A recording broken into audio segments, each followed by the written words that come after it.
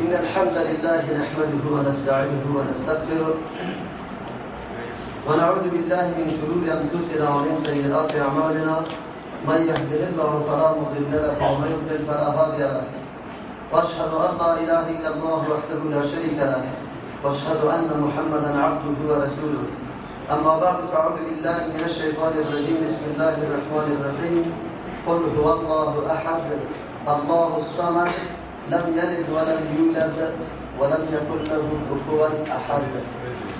اگرچه ما ترجمه را از اول ابتدا کرده بودیم از سوره آل عمران هم تقریبا تکمیل نشد، لیکن برای تفاهم و اقبال نیک که در اسلام درست است ما 3 سوره اخیره امروز انتخاب کردیم و یکی سوره ها همیشه در نمازها خوانده میشه. انسان در این سوره اخیری که الله تبارک و تعالی کتاب خود خاتمه میبخشد، از این معلوم میشه که 3 سوره اهمیت خیلی بسزای داره. از اون خاطر انشاءالله در این مورد امروز صحبت میکنیم. ما شاید کم اختصار بکنیم در ترجمه خود به خاطری که علمای بزرگ تشریف آوردن و میارن شاید موقع سخنان را برای اضواء بدیم و برای مردم چیزی داشته باشد استفاده درست از مردم از سخنان گوهربار اضواء بکنند. عزیزان گرامی، کتاب الله تبارک و تعالی قرآن کریم بحر عمیق است، مشتمل بر او مسائلی است و او علومی است که انسان حیرت میماند. زمانی که انسان فکر میکنه یک موضوع را کی را در کجا پیدا بکنه، تلاوت قرآن شروع کو موضوع خود به خود بروی میاد. یکی از جمله معجزه های قرآن کریم امیست. اگر یک انسانی که در هر حالت قرار داره غمگین باشه، آیت شروع میکنی آیت های صبر داستانه پیغمبر علیه السلام برات میاد. اگر نادار فقیر باشی قرآن این موضوع را برات یاد میکنه. اگر مشکل سیاسی و ظلم و زیادت سرت میشه، همین موضوع را قرآن بیان میکنه. خلاصی سخن است یگانه کتابی که پاسخگوی تمام نیازهای انسان است، کتاب الله تبارک و تعالی قرآن است. مقام و منزلت قرآن الحمدلله هر مسلمان باید بداند که چی مقام و منزلت داره. کلام الله است و کلام الله است که مخلوقی خدا پیدا کرده انسان و این کتاب برای هدایتش روان کرده. چطور شده میتونه که یک موضوع پوشیده باقی بمانه و الله بیان نکنه برای رهبری انسان؟ هیچ امکان نداره. شرطش است که یک دفعه تصدیق ما پیدا شود که قرآن کریم هدی للمتقین یا هدی للناس است، برای کلی بشریت رهنماست. اما بهره‌برداری کسانی میکنند که در صدد تقواست و مردمی که واقعا منزلت و مقام قرآن درک کرده در جستجوی قرآن است، اون مردم واقعا از کتاب الله استفاده میکنند. الله تبارک و تعالی ما شما را از متقین بگرداند. همین لحظات آخری ما را انشاءالله با کتاب الله رابطه مستحکم قائم بکنه تا آینده را. انشاءالله در درس قرآن کریم که انسان میشینه بسیار زیاد خودم محتاج فکر میکنه که امروز من اینطور گپایی را میشنوم که در زندگی من خیلی زیاد من برش ضرورت دارم. او واقعا انسانی که در این بحر متلاطم گیر آمده، در این فرهنگ‌های خیلی بیگانه گیر آمده، انسانی که قسم اعتراضات و انتقادات علیهش میشه، انسانی که درگیر دست و پنجه را نرم میکنه به امرای زندگی خود، رقم مشکلات در پیش داره. راهی قنای از این چیز کتاب الله برای ما کدام را انتخاب میکنه. یقینا امروز اگر هر کدامتان هر آرزو و حاجت و مشکلی دارید، قرآن براتون جواب میگه که راه حل مشکل ما کدام است. از اون خاطر ما امروز در 3 سوره اخیری که از سوره اخلاص شروع میکنیم با امرای 2 سوره معوذتین در تفسیر از این میپردازیم. کتاب الله بعد از ختم تمام علوم خود، او علومی که واقعا هر انسان علیه تفکر میکنه، از خود گوهرها را بیرون میکنه، به مردم پیش میکنه. مفسرین ببینی هر کدام منهج جدا داره، هر کدام فکر جدا داره. ببینی از این قرآن کریم چقدر مرواریدها را کشیده، انسان تعجب میکنه. اگر یک انسان اسلام در قرآن داخل شد و وقتی از این مرواریدهایی را میکشد در متعلق ساینس حیران میمانی، تعجب میکنی. اگر یک آدم زراعت پیشه در قرآن کریم شروع بکنه از قرآن مسائلی را مربوط زراعت میکشه که ایران میمونی. اگر یک دکتر واقعی مسلمان در این قرآن تفکر بکنه عمیق، میبینی که قرآن یک کتاب طب است. اگر کسی جغرافیادان باشه، آدم اجتماعی باشه، وقتی در قرآن روبرو میشه اینطور فکر میکنه قرآن یک دم همین موضوع را بحث میکنه. اگر کسی که در تلاش عقیده باشه، وقتی قرآن ابتلا میکنه، قرآن کریم تلاوت میکنه، میفهمد که قرآن کدام عقیده را درس میگه، انسان کدام طرف سوق میده. اگر کسی در صدد اصلاح عمل باشه، میبینی که قرآن کریم چطور راهنمایی داره. اگر کسی میخواد در دنیا امن و امان باشه و کل بشریت در یک فضای محبت و صمیمیت زندگی بکنه، درسای عمیق قرآن انسان همینطور وادار میسازه که همینطور انسان جور شود. الله تبارک و تعالی ما شما را از این علوم مستفید بسازه. اما نتیجه و خلاصه کل قرآن کریم در چی است؟ مبدأ و آغاز تمام نکبختی ها و سعادت ها در چی وابسته است؟ ما یاد میکنیم همیشه کتاب کسی تصنیف میکنه، یک عالم دانشمند برجسته و کسی است که در آخر کتاب تمام مطالب کتاب خود خلاصه میکنه، به طور نتیجه و مختصر به مردم پیش میکنه. کلام الله تبارک و تعالی همین موضوع را آنقدر برجسته ذکر میکنه که انسان تعجب میکنه. مبدأ و اساس برای تمام نیکی ها و کامیابی ها چیست؟ عقیده توحید و یکتا پرستی الله تبارک و تعالی. آواز یا ندای مخلوق پرستی از بین برده شود، خالق پرستی برقرار شود. همین موضوع اساسی قرآن است. از اون خاطر مفسرین کرام رحمت الله علیهم می‌فرمایند بزرگترین موضوع قرآن کریم مسئله توحید است، یعنی عقیده داشتن که الله یک و یگانه است. قابل پرستش و بندگی کیست؟ الله. در همه حاجات که مردم حاجت خود پیش میکنن کی؟ الله، که حاجت خود طلب بکنن. حلال حرام قانون گذاری برای زندگی سعادت بخش انسانی، این قانون کی باید وضع کنه؟ الله. فرمان روای مطلق بیچون چرا از او اطاعت کردن، گپش قبول کردن و هیچ نوع مخالفت نکردن کیست؟ این درسی است که امروز بر ما داده میشه بعد از ذکر تمام علوم قرآن کریم. از همون خاطر از انسان آنقدر نیاز که برای عقیده یکتاپرستی الله دارد و این چیزی ندارد. ولی با تأسف مردم ما تا این حال با الله خود ناشناستند، صفات الله را درک نمی‌کنند. شما می‌بینید که ملت مظلوم و بیچاره سالا از درس‌های قرآن محروم رو آوردن به قبر پرستی ها، به اشخاص پرستی ها، به درخت پرستی ها، به سنگ پرستی ها، نعوذ بالله. این علتش است که ما از این چشمه‌ای که واقعا حیات بخش است هیچ وقت آب ننوشیدیم، هیچ وقت نرفتیم خود را تشنه فکر نکردیم که آیا این کتاب الله که حیثیت چشمه حیاتی را دارد. دیروزم ختم ترجمه قرآن کریم بود، سوره فقط من از جزء یک آیات گفت دادم ولقد اوحینا الیک روحا من امرنا. الله تبارک و تعالی می‌فرماید ما بر تو وحی کردیم پیغمبر علیه السلام روحا و اذن و فرمان خود. روح اون چیزی است که در بدن ما شما را حیات میبخشد. شما انسان جور میشید، زنده انسان زنده که هر کار میدانید. اما قرآن هم الله روح میگه. خب این روح از اون روح کده بسیار حیثیت و مرتبه بالا داره. اون روح تنشتو را حیات بخشیده. دلت که حالی کارهای غلط میکنی مستحق جهنم میشی یا کارهای خوب میکنی مستحق جنت میشی. اما این روح که در بدن مرده بره، این روح که در بدن بشر برود، این روح هم در دنیا سعادت برد نصیب میکنه هم در آخرت. این ضمانت شدگی است. ما مرده هستیم، قرآن برای حیات ما آمده. الله تبارک و تعالی را تشریح میده. قرآن برای ازی آمده که ما را زنده بسازه. او وقتی اندر کدام قلبی که کتاب الله داخل شود او بالکل زنده است. قطعا مرده نیست که زاغ و حشره و هر چی سرش و ایران بخوره. نه، کسی که نور قرآن در قلبش آمد تمام فرقه های باطل دیگه مایوس میشن. از انحراف و گمراه کردن این آدم دیگه مجال برش پیدا نمیشه. دیگه برادر و خواهران و این کتاب الله رو بیارید، وقت بدید، با این کتاب زندگی بکنید. این کتاب برای ما آمد، روح از روح ما را حیات میبخشد. دوم برای دو آیت دیگر انتخاب کرده بودم. الله میفرماید هذا بلاغ للناس.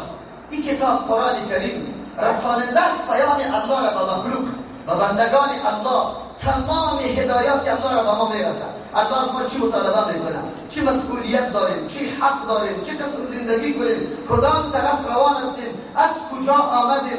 کدام راههای سعادت و نیکبختی و کدام راهها سبب هلاکت و بدبختی است؟ قرآن تشریح میکنه. قرآن میگه هذا بلاغة الناس ولینذروا به. بیم حاصل کرده شعب مردم توسط این قرآن کریم. نقشه های قیامت قرآن برات پیش میکنه. ای انسان چطور تو بازم مرتکب گناه میشی؟ بازم تو نماز نمیخوری، بازم تو روزه را نمیگیری. بسیار بسیار سخت است که کسی قرآن بخونه و بعد از اون مبتلا به معصیت و نافرمانی باشه.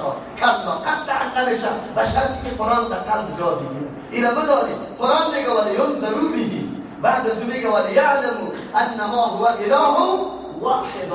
آخرین نقطه است که قرآن مهمترین و اساسی‌ترین نقطه را میکنه. اینا میکنه که یقینتان پیدا شود، علمتان حاصل شود به ذکر اون دلایلی که قرآن برایتان پیش کرده که لایق پرستش و بندگی غیر از الله ذات دیگری نیست. اگر ما این مفهوم بدانیم، ما گاهی هم بندگی مخلوق نمیکنیم، ما تسلیم یهود و نصارا نمیشیم، ما هیچ وقت نعوذ بالله به قبرها سجده نمیکنیم، ما جناب پیر صاحب آبی دستش شفا بخش خود نمیدانیم. اگر ما قرآن خوب بدانیم ولیعلموا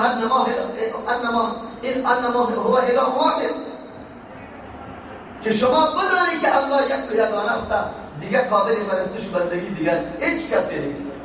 این هدف قرآن کریم است. همین هدف در یک سورت کوچک به نام سوره اخلاص برای ما خیلی عادی است. برادران مسلمان ما اگر هیچ سورت دیگر یاد نکردن لازمی سوره فاتحه خود نماز بدون خواندن از اون نمیشه. اما در پهلویش ادناترین عوام ما که الف زیر یاد نداره در پهلویش سوره اخلاص یاد کردن. قل هو الله احد میخوانه، لیکن توی البته گفت که درست میخوانه یا غلط میخوانه، قاف کاف میخوانه یا درست میخوانه. هو الله خوانده میتونه یا نمیتونه؟ ای برادران خواهرای مسلمان ببینید، ما ابو برنامه هستیم که حتی آن چیزی که در موضوع نماز ما انتخاب کردیم که همیشه در کردی نماز بخونیم، لفظ که از این درست نمیخونیم، معنا و مفهوم و مقصدش رو بیخی ترک کردیم. حتی در بعضی مساجد مولای ما معنای قل هو الله احد نمیفهمه. چرا نفهمه؟ یک انسانی که در دنیا آمده خالقی خود تعریف نکنه، خالقی خود نشناسه چه صفاتی داره، چطور اسلام بکنیم؟ در روز قیامت با الله تبارک و تعالی چطور جواب آدم ارائه بکنیم؟ من رب و کس پیش سوال بکنه رب تو کیست؟ معرفی کن رب. مگر تو معنای سوره اخلاص نمیدانی چطور جواب دادن میتونی؟ این بسیار مشکل موضوع نکنید. دیگه ملت از تاریکی نگاه نکنید. برادرای علمای بزرگوار محترم، این ملت مظلومه از این تاریکی ها بکشه، از این تنگه ها بکشه، مساجدتان مدرسه جور کنید و مقتدیایتان و شاگردای این قرآن جور کنید، این حدیث پیغمبر جور کنید که بدانند زمانی در نماز احساس بشن. دیروز دیدمی موقع سنتای اخیری خودم چی ذکر و تسبیحات می‌خواندم. شما باور به الله بکنید 2 شخص آمد، یعنی قبل از اینکه من تسبیحات خاتمه ببخشم زود در رکعت نماز ختم کرد. بسیار تعجب کردم، دلم سوخت. در این رمضان مبارک دو مرتبه وضو کردم، بسیار به اخلاص آمده که من عبادت الله را میکنم و این عبادت نبود نعوذ بالله. پیغمبر در این طور عبادت در این طور نماز میگه تلک صلات المنافق ینظر کنفرتی. این نماز منافق است که نور میزنه و مثل نور زدن یک مرد نعوذ بالله. بسیار سخت است. نکنید. این ملت بسیار بیچاره و مظلوم یقینا درک نکردن واقعیت ها. علمای بزرگوار این صورت ها را برش بگوید. الحمد سوره فاتحه چی مطلب داره؟ سوره اخلاص چی مطلب داره؟ روی مطلب سوره اخلاص رو شما گپ بزنید. این خلاصه کلی قرآن کریم است. خلاصه کلی قرآن کریم است که ما الله را بشناسیم. قرآن هم که کلی بیانات میکنه و می خاطر میکنه که ما الله را بشناسیم. و این اصل هدف خلقت انسان است. و ما خلقت الجن والانس الا لیعرفون، که مرا بشناسند. بعد از باز میفهمه که مستحق عبادت کدام ذات است. الله که شناخته شود باز از اون سری سجده را و کسی دیگری پایین نمیکنیم. دیگه این را بدانیم، عوام ما بدانند، خواهر ما بدانند، برادر ما بدانند، رشته‌گیر ما بدانند که در نماز استاد بشه لا اقل توجهش پیدا شود که سوره اخلاص کدام سوره است. عزیزان گرامی، شرافت و منزلت هر صورت به اعتبار کثرت نام آمد به اعتبار فضیلت‌هایش که در احادیث گوهرباری پیغمبر صلی الله علیه و سلم دو آمد، چون مشتمل به مطالبی خیلی عمده می باشه، هم اهمیت و شرافتی و صورت خیلی بالا میره. سوره اخلاص سوره است که اهمیت 3 نکته را در خود داره. در احادیث صحیح فضیلتش آمده، نامهای خیلی کثیر داره و مشتمل به این یک مطلب واقعی است که اصل هدف خلقت انسان است. از همون خاطر این صورت از نگاه شرافت در مقام بالا قرار دارد. 22 نام برای این صورت ذکر میشه، مثل که برای سوره فاتحه ذکر میشه. یک فضیلتی که در حدیث آمده، کلی فضیلت ها رو به نمیتونیم روزی تفصیل نیست. یک فضیلت است که پیغمبر و صحابه میگه آیا شما میخواهید که در 3 شب قرآن کریم ختم بکنید، یا شما 3 حصه قرآن کریم تلاوت بکنید؟ صحابه میگه یا رسول الله کی برای انسان آسان میشه؟ در این حالات گرفتاری و مسئولیت و مشغولیت میشه ما 3 حصه قرآن کریم تلاوت بکنیم؟ پیغمبر علیه السلام میگه بله. سوره اخلاص تلاوتش برابر چیست؟ 3 حصه قرآن کریم است. خو یک وهم باید از بین بره. مردم فکر میکنن که محض توتی و خواندن مثل که 3 حصه قرآن کریم تلاوت کرده باشی. کلا قطعا این مفکوره را ذهنت بکش برادران. زمان این سوره 3 حصه قرآن کریم میشه که مطلب این سوره را درک کرده باشی و در عمل و افکار و در عقیده این را پیاده کرده باشی. آنی خلاف این سوره نه در مفکوریت بگرده، عقیدت خراب نباشه و نه در عمل نعوذ بالله به شرک مبتلا باشی، به غیر الله سجده نکنی، غیر الله را حاکم ندانی، غیر الله را حاجت روا ندانی، غیر الله را معبود ندانی و نه در زیر دیگه پا بگرده، غیر الله بگرده که در وقت تکلیف بر از او آواز بنی. اولو وقت سوره اخلاص که میخواندی مطلب در زیر آوردی در زندگی این عملی کردی و واقعا که سوره اخلاص چند است؟ 3 حصه قرآن کریم است. اگرچه مفسرین میگن قرآن مشتمل بر 3 موضوع است: توحید، رسالت که صداقت القرآن لازمش است و دیگر میعاد است، موضوع آخرت است. یک موضوع مکمل که توحید است در سوره اخلاص ذکر میشه، از او خاطر سلسله قرآن برش گفته شده. یا بعضی میگن نه، انسان 3 حالت داره، یکی حالت آغاز ابتداست، یکی حالت میعاد است آخرت، یکی حالت وسط است. یک حالت در این ذکر میشه که حالت ابتداست. الله تبارک و تعالی چطور انسان پیدا کرده؟ لیکن معنای اول درست است. کسی که تلاوت کثیر میکنه، عوام ما بیچاره لفظش خوب یاد نداره. شما یک دفعه مولوی سیبان مساجد کسی از مبتدی تا امتحان بگیره، بگیره امتحان بیان یار یکمی تشویق کنه، شاگردای جانجور شود، مسجدی که نبوی واره مسجدای ما مدرسه شود، مثل که از اونجا ابوبکر و عمر و عثمان و عبدالله بن مسعود، عبدالله بن عمر و عبدالله بن عباس و عبدالله بن زبیر رضی الله عنهم مفسرین و محدثین پیش شده، فهمتونا نبوده اون زمان، همین مسجد بود. بیای مساجد خودم همینطور مرکز جور بود، همینطور مردم پیش شده. لا اقل لفظی سوره فاتحه و سوره اخلاص رو خوب برشاد بدید، معنا و مقصدش رو بگذار. این صورت بعد از سوره ناس و قبل از سوره نجم نازل شدن. 22 سورت در نزول خود است. یک جماعت مشرکین به پیغمبر علیه السلام میگه الله تعالی برای ما شناسایی کو چی رقم است؟ ما پیرانی بوتاس ببینید شکلایش، ما اینو رو پرستش میکنیم، تو کی ما رو دعوت میدی به الله؟ کی است و چی رقم؟ ما الله کی وجود نداره، این نمیشناسیم. مثل که امروز همینطور مردمای دهری صفتا موجود است. نعوذ بالله. همیشه به افکار غلط رو آورده، مجله های غلط میخونه، کتاب غلط میخونه، تقریرهای غلط میشنود، اینترنت تقریرهای غلط تعقیب میکنه، دوچار 1000 قسم اشتباه میشه. ولی کسی که سوره اخلاص میخونه باقی اشتباهات برش نمیاد، آره انشالله تشریح میشه، براتان یکی ثابت میشه. اونطور نیست. این سوره اخلاص نام داره. چرا اخلاص برش میگن؟ درس میده برای ما. انسان در تمام زندگی خود مخلص برای کی باشه؟ کل عملش ان صلاتی و نسکی و محیای و مماتی لله رب العالمین. بس یالله وقتی جور میشی که مکمل اموری خالص برای کی بگردانی؟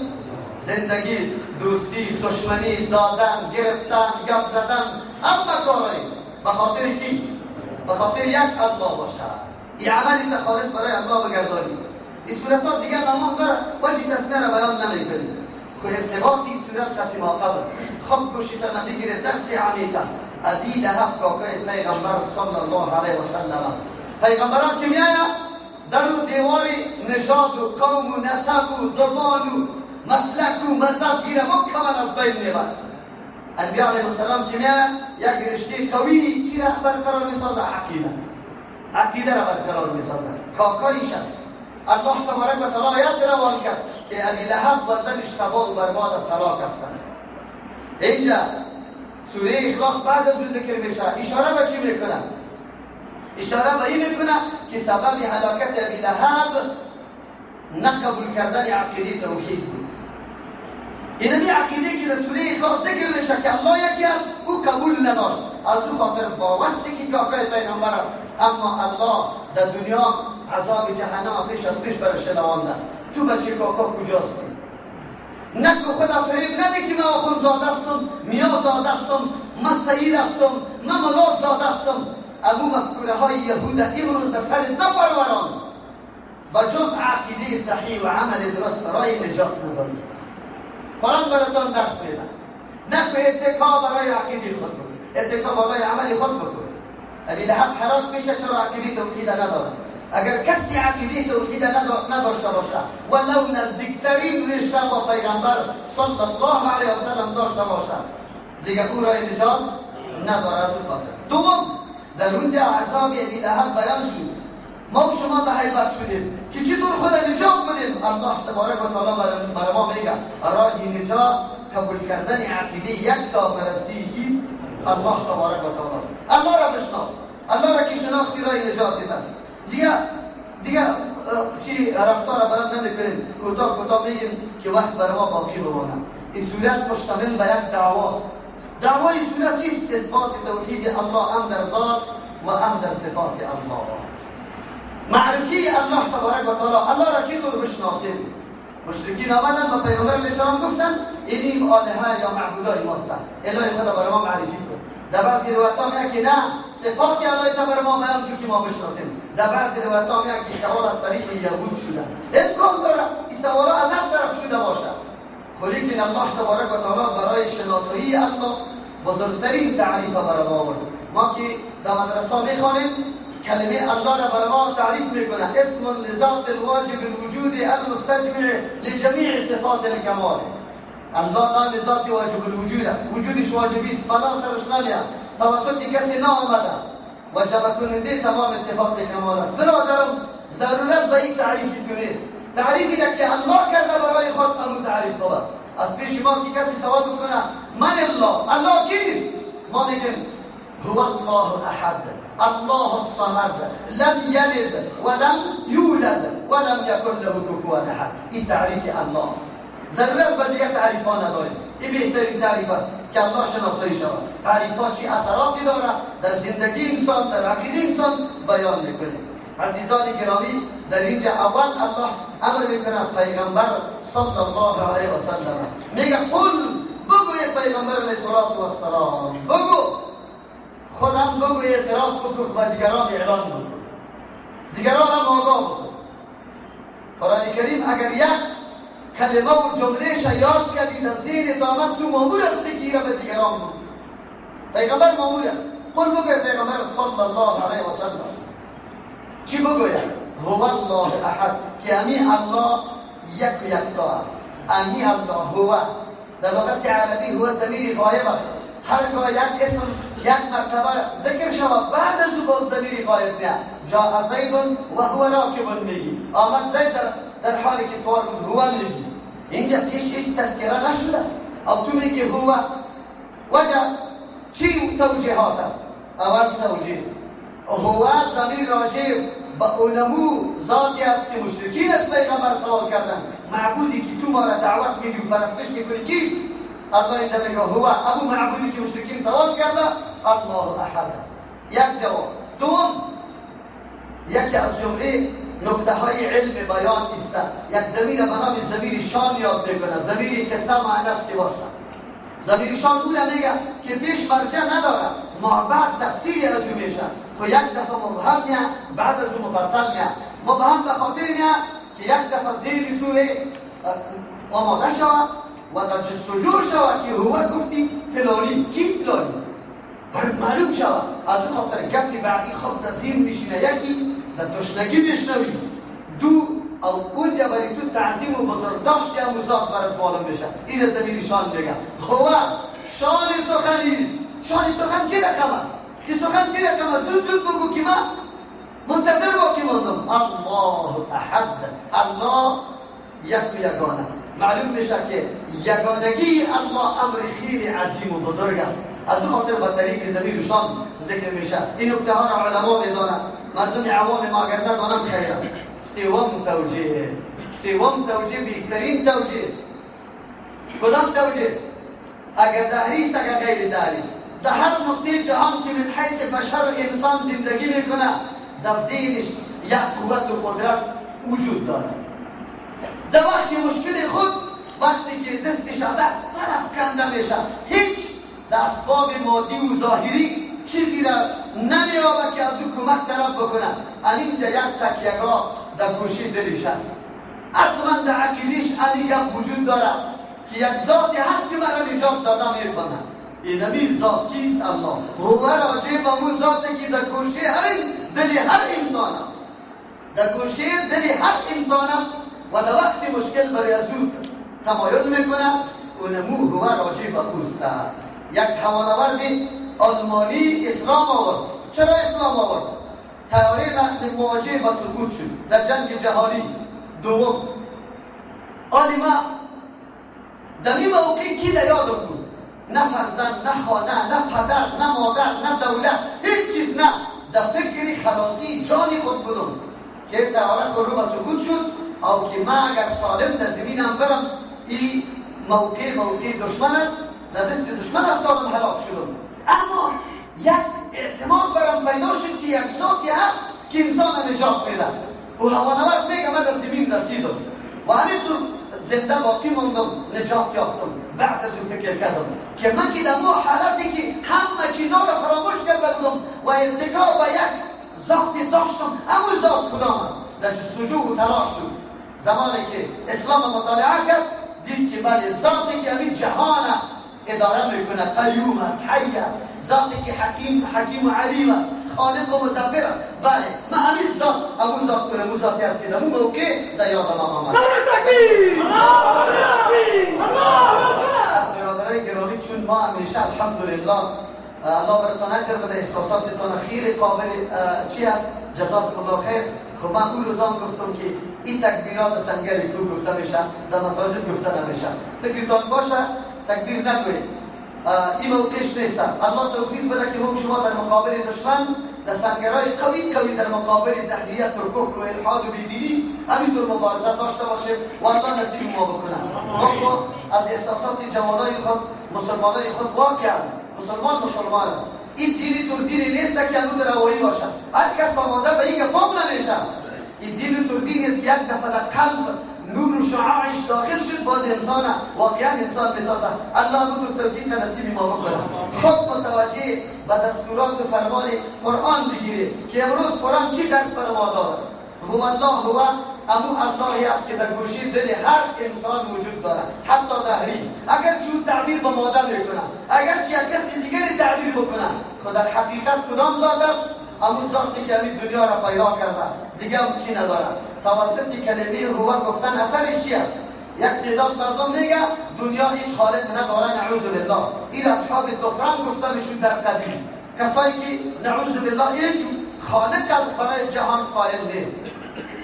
کسی هو رفت بالا از که هو اصلا موتور ذات که او تمام موجودات وجود بخشیده او ذات وجود دارد. رفت بالا او طایفه کی اصلا او ذات؟ الله هو الله.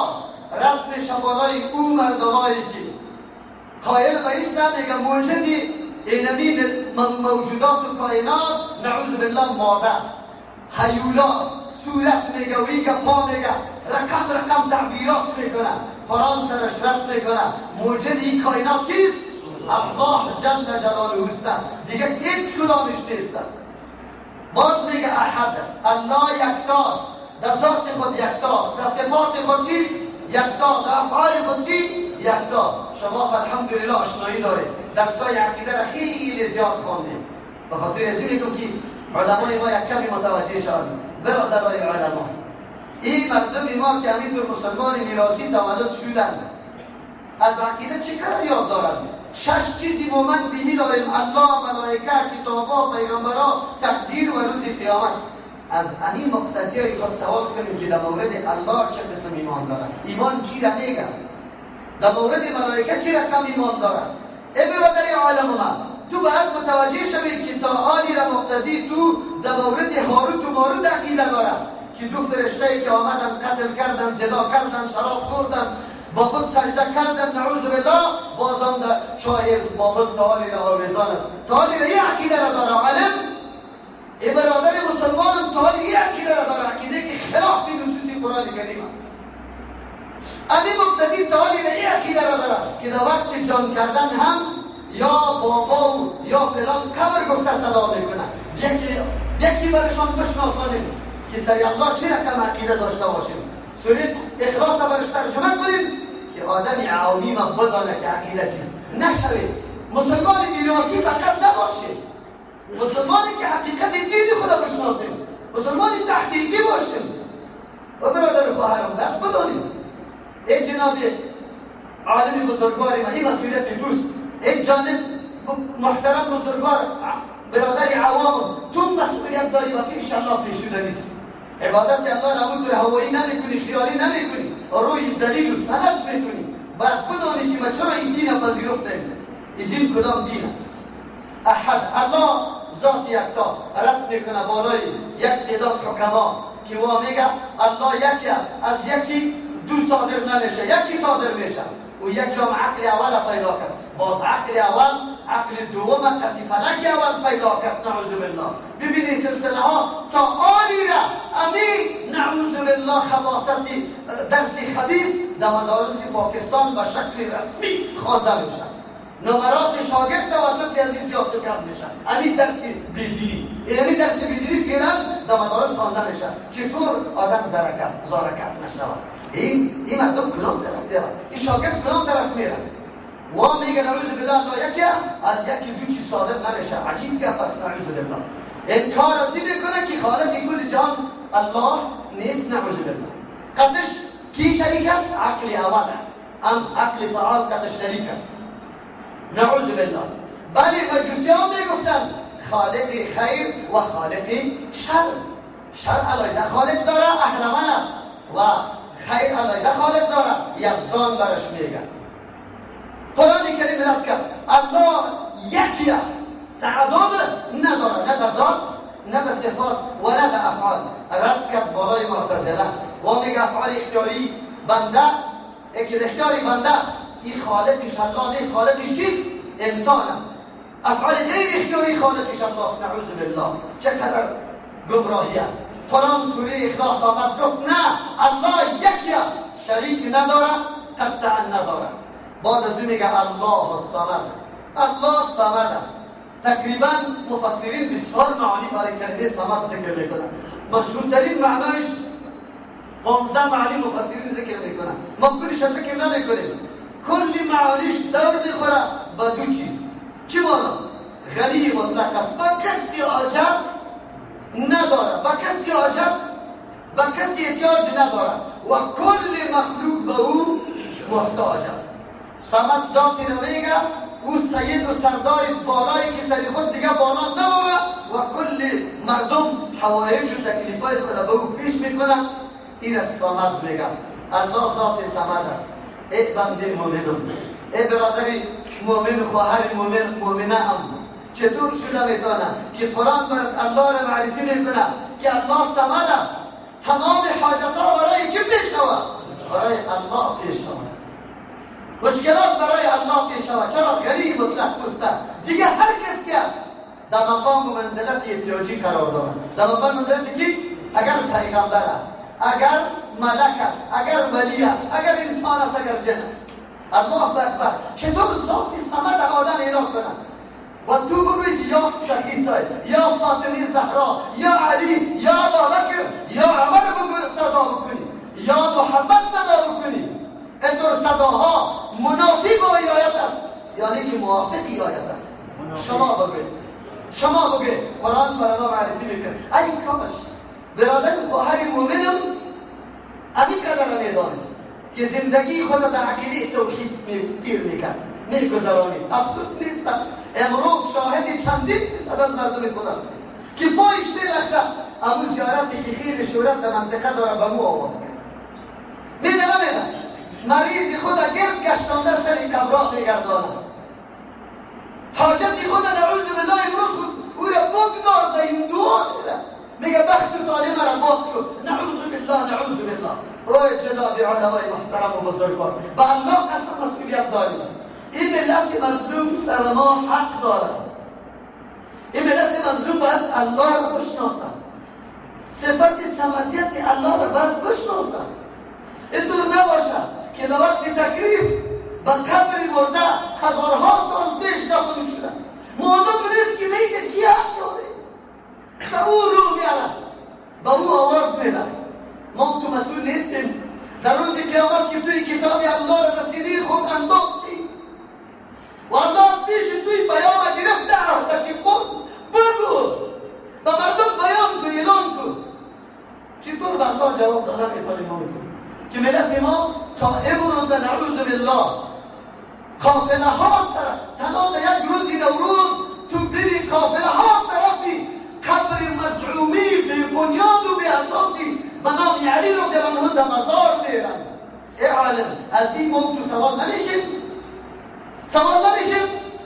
واتقوا فتنة لا تصيبن الذين ظلموا منكم خاصة.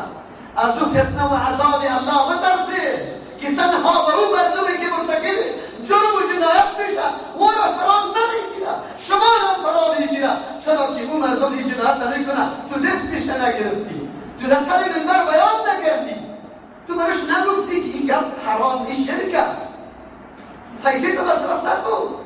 اگر قبر محمد رسول الله افضل مخلوقات صلی الله علیه و سلم در پیش خالد باشد بازم جایز نیست که حتی بگویی که یا الله بروی پیغمبر حاجتی مرا پورا کن. الله برای میگه او ضروری استجب لکم. قرآن کریم مطالعه بکنید. دعاهای انبیاء علیهم السلام، اولیاء کرام، بزرگان دین کلش آمده در یک جایی در راه آمده. ما در سوره آل عمران دعای زکریا علیه السلام مریم بیبی را میبینه که این ولیه هست در اتاقش میوه‌های گوناگونی که قطعا در اونجا وجود ندارد، لیکن نحن دعا که به الله بالا میکنه نمیگه که یا الله بروی برکت و توفیل و مقام مریم برای اولاد بده، بلکه او به یک الله آواز میده. الله اکبر. قرآن چی درس میده؟ ایاک نعبد و ایاک نستعین. کاشکی مفهوم در دین ما همینطور محکم شد، عقیدت رو پیدا بکنیم. قرآن برد میگه الله الصمد، ذاتی که کل حوایج کل مخلوق حوایج خود برش پیش میکنه. کدام ذات است؟ الله الصمد. رد میکنه بالای کدام فرقه ها؟ بله الله خالق، الله خوش دیگر رقم شریک نداره، اما کلی مخلوقات خود پیدا نکرده. یک چیزی به دیگه مکسم وزیر و مشاور برای خود داره. نعوذ بالله. قبل کلمه صمد چی شد؟ رد شد بالای الله که نه الله احتیاج به کسی نداره. اگر وزیر و مشاور و کسی دیگر باشه باز به الله چی ثابت میشه؟ احتیاج ثابت میشه. باز الله شده نمیداره. تا اینمی دو کلمه را قل هو الله احد الله الصمد دو جمله را صفات ثبوتی الله مکمل به الله چی شد؟ ثابت شد. و صفات سلبی دور شد. چرا صفات سلبی؟ احتیاجات الله نداره. اگر از ما چیزی عیب و نقصان پیدا شد الله محتاج میشه، با صفت صمدیت ثابت نمیشه. کلمه صمد به ما دو درس داد. پورا کننده تمام حاجتها خدا ذات و کل مخلوق حاجتی خدا برای کی ببرد؟ برای الله ببرد. چون او حاجت روا. از اون خاطر در ترجمه کلمه لا اله الا الله یک ترجمه دور میکنیم نیست حاجت روا و مشکل کشا ما فوق الاسباب الا الله بغیر از کی هیچ کسی ما فوق الاسباب قطعا به کسی حاجتش پورا کرده نمیتونه. اون موضوع را براتون گفتم، باز تکرار میکنم که برادران خواهرای جدید آمده بود. در موتر بودیم کسی برام زنگ زد که مریض است در غزنی ببریم، نه من از موبایل گفتم که نمیادارم در غزنی نبریم، شفا دهنده الله اونجا شرک است. یک نفر امروی من موتر بود، یک جوان خیر تنوان گفت چرا استاد دیگه گپ میزنی؟ بعد مریض ما برای چرا این گپ میزنی؟ ما دیدم که خیر احساساتی آمد، دلیل نقلی را نخواست قبول بکنم. گفتم بیادرم کدام وقت مریض شدی؟ و بله من پیش دکتر رفتی مراجعه کردی، این خوب بداری در زندگی با این طور دلایل خیلی مدد میخوره، شما قناعتی منطقی برش بدید. من گفتم پیش دکتر که آدم بر اول سوال میکنه کجای درد میکنی، با سور برش تشریح میکنی، از چند روز به این طرف باز از او آلگه که فشار را میمانه، معاینه را میمانه، فرضه برات میده برو هر چیز دیگه لا برات تاریک و پس از جمع‌آوری معاینات نقطه برات نوشته میکنه، کلی هدایات نقطه را برات میگه، دوار باز میگه انشاءالله جور میشه. همینطور است یعنی تو بله بالکل مقصود مریضه که در غزنی ببره، تو بیادره که از تو سوال دارم، اونجا در این زیارت از مریض سوال میکنه که کدام جای درد میکنه، گفت نه. مقصود شاید سوال بکنه فکر بکن، گفت نه نمیکنه. من گفتم خوب اونجا کسی هست که حالی فشار داشته باشد، فشار هسته کنه معاینه را بمانه، فرضه بده به این که عکس بگی لابراتوری کن، گفت نه. من گفتم کدام نقصه میده، گفت نه. از چه دور جور میشه؟ گفت اما دور جور میشه. من گفتم وقتی که زیارت غزنی قطعان پیدا کرد که همون طور آدم جور میکنن، الله و زیارت غزنی چی فرقی داره؟ الله بلا اسباب وسایل مریض جور میکنن و زیارت غزنی مریض بدون اسباب و وسایل جور میکنن. همین شرط شد آدمی بود که در جستجوی حق قدمت بوده، تعصب نداشته، پیشانی خدا مثل زنا واری همینطور چپیلاف زد، گفت الله تو را اجر بده، من خدا علی را در عقیده باطل بودم. سیکل موافق بالاسباب شفا دادنی کیست؟ الله تبارک و تعالی میاد پشتی سر از وسواس خناس خدا نگاه کنه که با وسواس ها میترسن. از این کسی ما با تعبیر میکنه سیکل مولید به اولیا را قبول نداره و مردم اولیا را قبول داره. کسی که از ولایت منکر شود چیست؟ کرامت منکر شود چیست؟ چطور شده میداره که خب ما ولایت قبول داریم لیکن الوهیت قبول برای مخلوق نداریم. مخلوق الله شده نمیدانه. فرق بین الله و مخلوقش، خالق و مخلوقش چیست؟ الله بلا اسباب کار میدانه، مخلوق بلا اسباب کار میدانه. پیغمبر که معجزه را میبینی خالق العادت او را کی انجام میده؟ الله. ولی که کرامتش ظاهر میشه کی انجام میده؟ الله انجام میده. خب این چیزا او الله شده نمیدانه که در کل عمر دیگه حاجتای تو را گویا بکنه. از اون خاطر وسواس خناس براتان اینطور وسوسه میندازه، شما جواب داشته باشید. بفهمید که چرا کم وسوسه ها میکنه. میگه موریس دیدی حالی قبران هیچ میگه این اصلا قبران هیچ، ما قبران هیچ نمیگیم. قبران قبر یک مسلمان است، قبر یک آدم محترم و عالم و ولی است، فقط پایبان نشود زیری نعوذ بالله چیزا سرگو گم خلو دیگه پاک بوده مسجد و قرآن درش نکرده احاطه کشه. خب برای از این نیست که گلبتا جوشا، برای از این نیست که رختای شنویی را سر شوار بکنه، برای از این نیست که اولچک بهش برده، برای از این نیست که تواف سرش بکن، برای از این نیست که در قبلی که ما آمده، برای از این نیست که از پیش سوال بکنی که ای حاجت روا ای تخییر مشکل کشا آمدم. این قطعا کل علما اگر کسی در مقابل از این خلاف کفر دست زده میکنه این کارا شرک است یا نیست؟ شرک است. نعوذ بالله. حاجت روا دانستن صاحب قبر ولی هر کسی باشد ما فوق الاسباب این به نام چی آتیشه؟ شرک آتیشه. یا که نستعین این معنا داره دیگه، معنا خود نداره.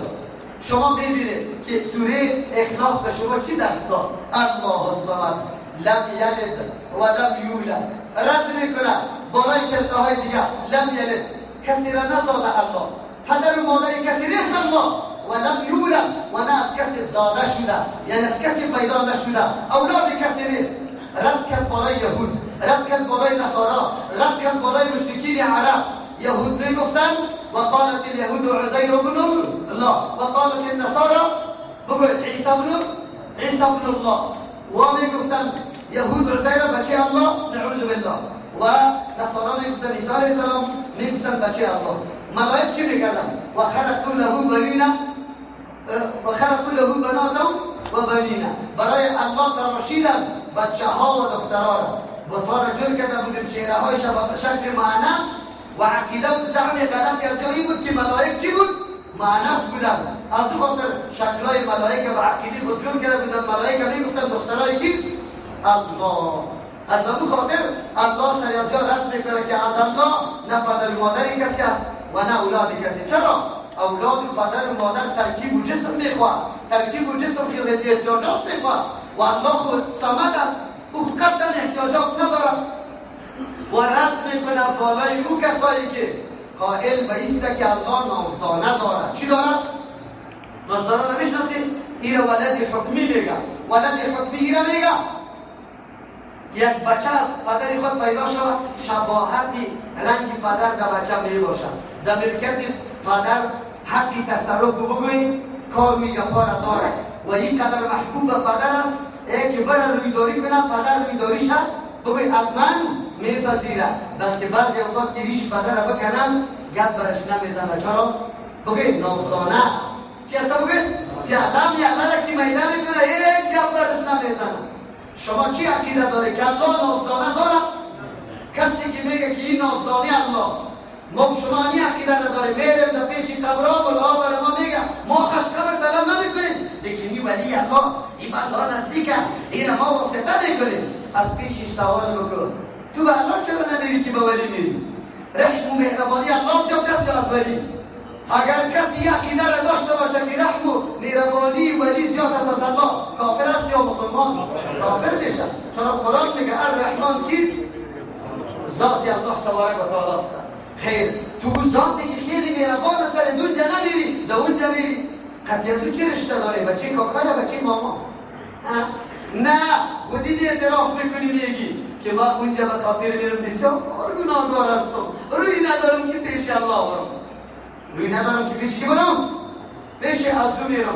باز او میگیره الله خو مرا که مستقیم برم قبول نمیکنه رد میکنه که بدبخت تو نافرمانی مرا کرده سلام غضب میکنه و پیش از او میرم که رویداری مرا بکنه. رویداری چی مانا؟ او الله توی گناهگار خو قانونی دست که هیچ قبول نکنی خو من پیشید آمده من پیشید چی کردن؟ آمده آلی بروی من بپذیر.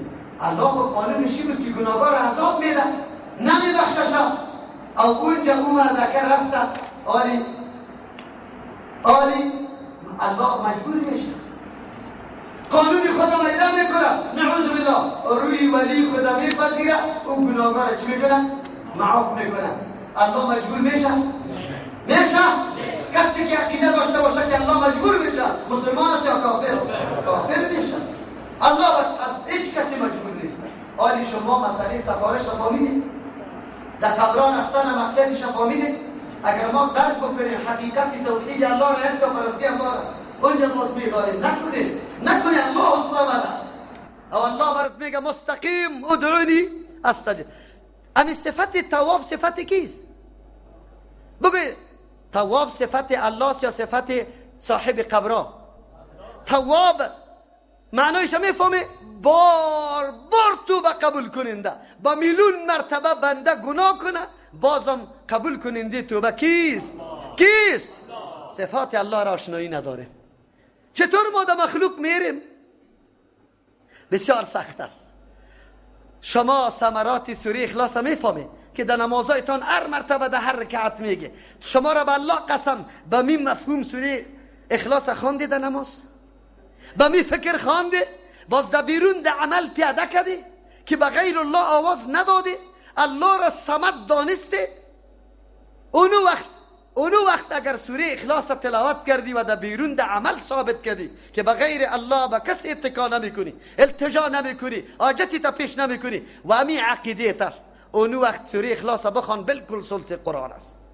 الله ثواب سوم حسی قرآن برات میده.